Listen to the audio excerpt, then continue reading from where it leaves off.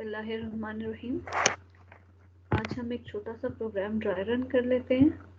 जो कि इस तरह का होगा कि हमें एक ट्रायंगल प्रिंट करना है, right, and using nested for loop, right. तो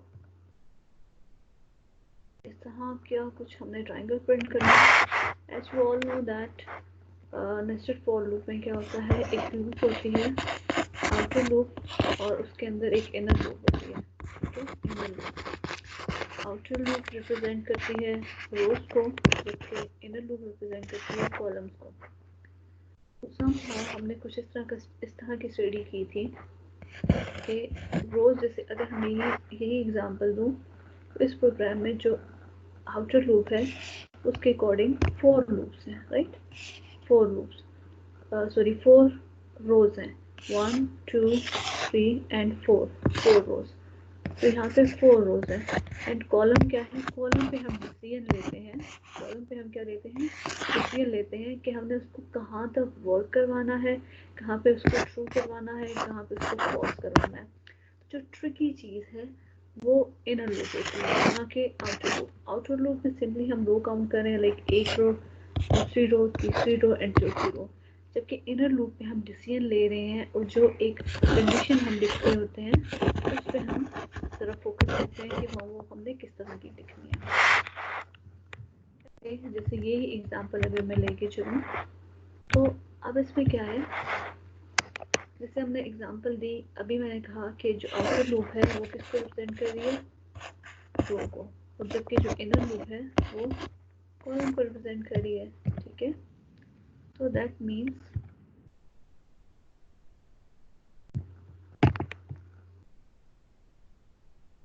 आई के लिए, लेट्स से अगर मैं आई को कहूँ कि वो है, मतलब आउटर लूप है, तो वो तो देखने से मुझे समझ आ रही है कि वो 4 तक जा रही है, ठीक है। मतलब इस केस में जाहिर सी बात है 4 इज द नंबर ऑफ रोज। जबकि जो जे है, जैसे हम नॉर्मली जो आप कॉलम भी कह सकते हैं, मतलब जो कॉलम है उस पर मुझे डिसीजन लेना है कि मैं क्या कंडीशन लगाऊं कि जिस के अकॉर्डिंग ये इस तरह का कुछ स्ट्रक्चर प्रिंट हो जाना चाहिए, राइट।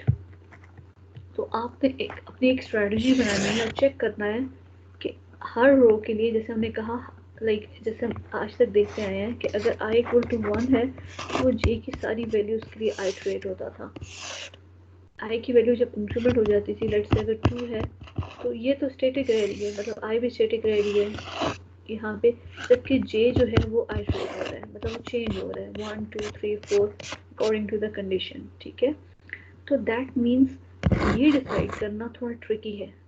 ये अल्टीमेट डिसीजन है जो कि हम नेस्टेड फॉर लूप के यूजेज में हम करेंगे। तो अगर मैं कहूँ कि मैंने कॉलम के डिसीजन लेना है, तो इनिशियली मैं कह सकती हूँ, मतलब आई को कह सकती हूँ कि आपने 4 तक, मतलब इसको 4 तक चलाना है, और 5 पे जैसे ही वो आएगा तो हमारी आउटर लूप की कंडीशन फॉल्स हो जाएगी। जे पे मैं क्या करूँगी, मैं क्या देखूँगी, मैं हर रो के लिए चेक करूँगी कि उस पर कितने कॉलम्स हैं। लेट्स से अगर मैं इनिशियली इस रो पे खड़ी हूँ, ठीक है, मतलब i इक्वल टू 1 पे हूँ, किस पे हूँ, i इक्वल टू 1 पे हूँ, तो j की वैल्यू क्या है, या इन अदर वर्ड्स अगर मैं कहूँ कि मैं अगर रो 1 पे खड़ी हूँ तो कॉलम कितने आइट्रेट हो रहे हैं, तो वो भी 1 है। तो सिंपली हम आई जे कह देते हैं, मतलब मैं अगर i 1 पे खड़ी हूँ तो कॉलम कितने हैं, 1, मतलब j की वैल्यू भी 1 है, ठीक है। तो फर्स्ट आइट्रेशन में अगर i की वैल्यू 1 है तो j की वैल्यू भी 1 है। 2 पे तो आके फॉल्स हो रहा है, यहाँ तो कुछ प्रिंट ही नहीं हो रहा, राइट। और कर्सर नई लाइन पे मूव कर रहा है, इस लाइन पे मूव कर रहा है। फिर i की वैल्यू अगर 2 हो जाती है, ठीक है, तो j की वैल्यू कितने कॉलम्स हैं, 1 2, मतलब j की वैल्यू 1 भी हुई है और 2 भी हुई है, 1 भी हुई है और 2 भी हुई है, और टोटल j की वैल्यू क्या हुई, लाइक 2 दफ़ा आइटरेट हुआ। फिर नई लाइन पे चलेंगे, i की वैल्यू क्या हो चुकी है, i की वैल्यू क्या हो चुकी है, 3 हो चुकी है। तो j की जो वैल्यू है वो 1 टाइम चली, 2 टाइम चली, 3, तो इन शॉर्ट ओवरऑल 3 दफ़ा चली, ठीक है। और फिर नई लाइन पे चलेंगे तो इसका मतलब है i की वैल्यू अब क्या हो चुकी है, 4 हो चुकी है, और कितनी दफ़ा चली 1 2 3 4, और 5 पे आगे फॉल्स हो चुकी है, तो दैट मीन्स जे की वैल्यू क्या है 5, सॉरी 4 कॉलम्स हुए ना, तो 4 वैल्यू हुई। तो दैट मीन्स कि ये कुछ इस तरह का सिनेरियो बन रहा है कि जब जब आई की वैल्यू मतलब सेम रह रही है, आई की वैल्यू अगर 1 है तो जे की वैल्यू भी सेम रह रही है,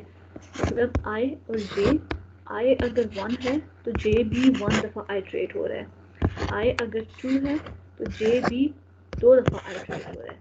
आई की वैल्यू अगर 3 है तो जे भी 3 दफ़ा आइट्रेट हो रहा है, आई की वैल्यू अगर 4 है तो जे भी 4 दफ़ा आइट्रेट हो रहा है, आई इक्वल टू 5 हो जाता है तो फॉल्स हो जाती है क्योंकि 5वीं रो तो यहाँ है ही नहीं है, ठीक है। तो दैट मीन्स के रो और कॉलम की वैल्यू सेम सेम है, ठीक है, सेम सेम जा रही है, मतलब रो 1 पे अगर खड़े हैं तो जे भी 1 दफ़ा आइट्रेट कर रहा है, अगर रो 2 पे खड़े हैं तो कॉलम 2 दफ़ा आइट्रेट कर रहा है, अगर रो 3 पे खड़े हैं हम लोग तो कॉलम भी 3 दफ़ा आइट्रेट कर रहे हैं, अगर रो 4 पे खड़े हैं तो कॉलम भी 4 दफ़ा आइट्रेट कर रहा है। तो इसका कोड कुछ इस तरह होना चाहिए, ठीक है। डायनामिक करने के लिए हमने यूज़र से नंबर ऑफ रोज इनपुट करा दिया, मतलब यूज़र ऑफ, अगर हम ये सिनेरियो लें तो यहाँ पे 4 रोज हैं, ठीक है, तो यूज़र क्या इनपुट करेगा 4, आप कुछ भी इनपुट करें इट विल वर्क।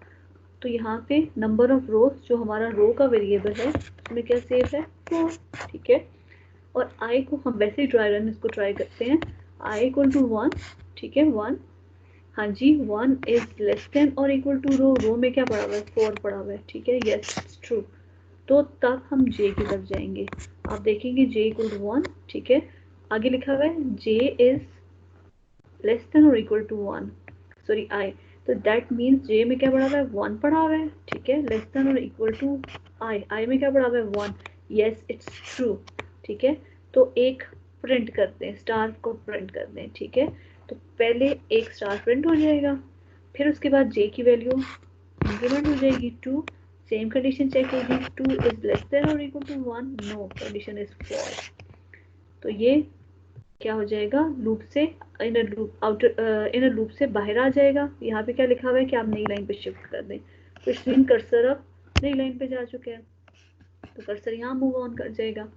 अब आई की वैल्यू इंक्रीमेंट कर जाएगी, ठीक है, ड्यू टू दिस, तो अब आई की वैल्यू 1 नहीं रही, अब आई की वैल्यू 2 हो चुकी है, ठीक है, और जे की वैल्यू क्या है 1, राइट, सेम हुई उसी तरह, और फिर हम दोबारा चेक करेंगे। अब देखें यहाँ पे आई की वैल्यू जब हमने 2 की तो 2 इज लेस देन और equal to 4, yes condition true हुई, तब हम जे की तरफ आए, जे इक्वल टू 1, तो यहाँ पे क्या हुआ 1 इज लेस देन और इक्वल टू 4, मतलब 1 इज लेस देन और equal to 4, yes condition is true, यहाँ पे एक स्टार प्रिंट हो जाएगा, ठीक है। फिर उसके बाद जे की वैल्यू 2 हो चुकी है, 2 इज लेस देन और इक्वल टू नॉट 4, यहाँ पे 4 नहीं आएगा क्योंकि आई के लिए हम चेक कर रहे हैं ना, आई, राइट, तो यहाँ पे आई की वैल्यू लिखेंगे हम लोग, मतलब यहाँ पे 2 के लिए चेक करेंगे, तो सेम 2 इज लेस देन और इक्वल टू 2, क्योंकि ये बात हो रही है कि जे की करंट वैल्यू क्या इंक्रीमेंट होने की वजह से 2 हो चुकी है, और आई में करंटली क्या पड़ा हुआ है 2 पड़ा हुआ है, 2 इज लेस देन और equal to 2, yes condition is true,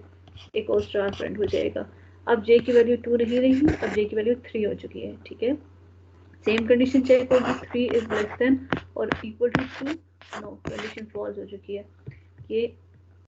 inner loop से बाहर आ जाएगा और नई लाइन पे मूव कर जाएगा, ठीक है। अब नई लाइन पे जब मूव करेगा तो कैसे होगा, जब आई की वैल्यू, क्योंकि 2 तक हमारे ट्रेड करवा चुके हैं, 3 हो जाएगी, तो यहाँ पे एक स्टार, दूसरा स्टार, तीसरा स्टार प्रिंट हो चुका है, राइट। अब आई की वैल्यू 3 है,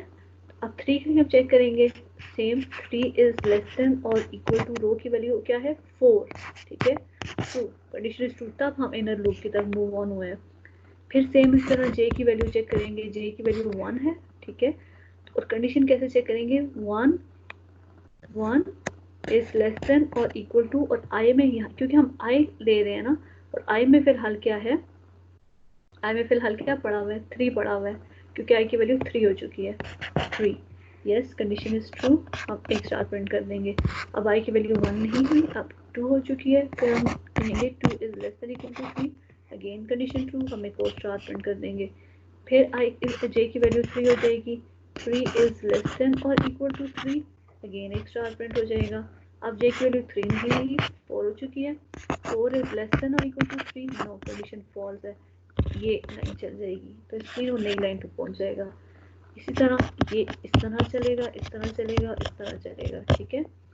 ये फॉल्स कब होगी, लेट्स से जब आई की वैल्यू इंक्रीमेंट होके, आई की वैल्यू इंक्रीमेंट होके 4 हो चुकी है, 4 पे भी चलेगी, ठीक है। 4 हमने ऐसे इस तरह ड्राई रन कर दिया है, सही है, डायरेक्टली। जब ये आई की वैल्यू 5 हो जाएगी, ठीक है, तो हम इसके लिए ये वाली कंडीशन चेक करेंगे, ठीक है। 5 इज लेस देन और इक्वल टू 4, 4 क्या है, यहाँ से आया है, रो की वैल्यू आई है, तो क्या ये कंडीशन ट्रू है, नो, प्रोग्राम टर्मिनेट कर जाएगा और ये इस तरह का शेप हमें प्रिंट होके सामने नजर आ जाएगी, ऐसे, ठीक है। सेम ऐसे अगर मैं रो की वैल्यू 4 के बजाय 5 कर दूँ, मतलब यूज़र इनपुट क्या करे, जैसे यहाँ पे यूज़र ने क्या इनपुट किया हुआ है 4, अगर वो 5 इनपुट करेगा तो यहाँ पे भी स्टार प्रिंट होगा, यहाँ पे भी स्टार प्रिंट होगा, यहाँ पे भी स्टार प्रिंट होगा, यहाँ पे भी स्टार प्रिंट होगा और यहाँ पे भी स्टार प्रिंट होगा,